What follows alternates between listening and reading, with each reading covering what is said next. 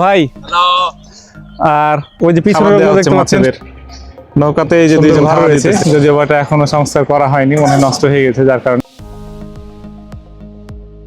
বর্তমানে হচ্ছে আপনার কসমস ফুলের বাগান। আর ওই সাইডে হচ্ছে সাগর আহমেদ ক্যাফে, এটা কেরানীগঞ্জে অবস্থিত। দেখতে পাচ্ছেন ফুলের অবস্থা খুব একটা ভালো না।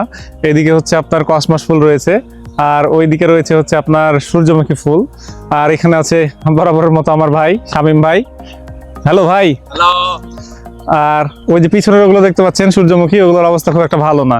তো পুরোপুরি ক্যাফেটা আপনাদেরকে দেখানোর চেষ্টা করবো। তো চলুন দেখা যাক কি কি আছে এই ক্যাফেতে বা কেমন পরিবেশ, দেখে মজা পাবেন। তো এই হচ্ছে এটা তাদের সূর্যমুখী ফুলের বাগান। সূর্যমুখী ফুলগুলো শুকিয়ে গেছে, আবার সেই ফেব্রুয়ারি মার্চ মাসে আবার এগুলো নতুন ভাবে আপনার ইয়া হবে আর কি। এইদিকে এই যে নতুন নতুন সব চারা রোপণ করা হয়েছে, কেউ কেউ পানি দিচ্ছে, দেখতেই পাচ্ছেন দুইজন এই যে এখানে পানি দিচ্ছে। এগুলো হয়তো আপনার ফেব্রুয়ারি মার্চের দিকে আবারও ফুল আসবে, তখন দেখতে আবার বেশ ভালো লাগবে। এই যে তার আগে তারা এখন প্রিপারেশন নিচ্ছে। আর এখানে আসলে ফুল ছিঁড়বেন না, ফুল ছিঁড়লে 100-500 টাকা জরিমানা পর্যায়ক্রমে। এটা ফুলের সাইজের উপর ডিপেন্ড করে হতে পারে। আমরা যেহেতু অফ সিজনে আসছি, যার কারণে এখানে তেমন কেউ নাই, এই জন্য খুব ভালো লাগতেছে।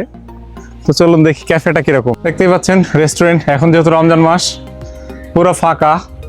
এখানে পার্টির আয়োজনও করে অনেকেই, অন্যান্য সময় আসলে হয়তো বা জনগণে ভরপুর থাকতো, কিন্তু এখন আপাতত টোটালি। দেখুন সূর্যমুখী ফুলের যে বীজগুলো রয়েছে, এই বীজগুলো তারা উঠিয়ে নিয়ে আসছে। আর ক্যাফেতে বসার যে জায়গাগুলো রয়েছে, এগুলো এখন টোটালি ফাঁকা। আর গাছে কিছু আমের ফুলও এসছে। আর এই যে এই দিক দিয়ে দেখুন, একটু জুম করে দেখানোর চেষ্টা করি। এই যে দেখুন এখানে যে পুকুরটা রয়েছে, পুকুরে অলরেডি খাবার দেওয়া হচ্ছে মাছেদের। নৌকাতে এই যে দুইজন খাবার দিতেছে। এখানকার পরিবেশটা কিন্তু চমৎকার। আমি ড্রোন দিয়ে ভিডিও করে রেখেছি, আপনাদেরকে দেখাবো, এই ভিডিওতে আপনারা দেখতে পাবেন। তো অবশ্যই এই জন্য আপনাকে শুরু থেকে শেষ পর্যন্ত ভিডিওটা দেখতে হবে, টানাটানি না করে একটু মনোযোগ দিয়ে দেখবেন, বেশ ভালো লাগবে আশা করা যায়।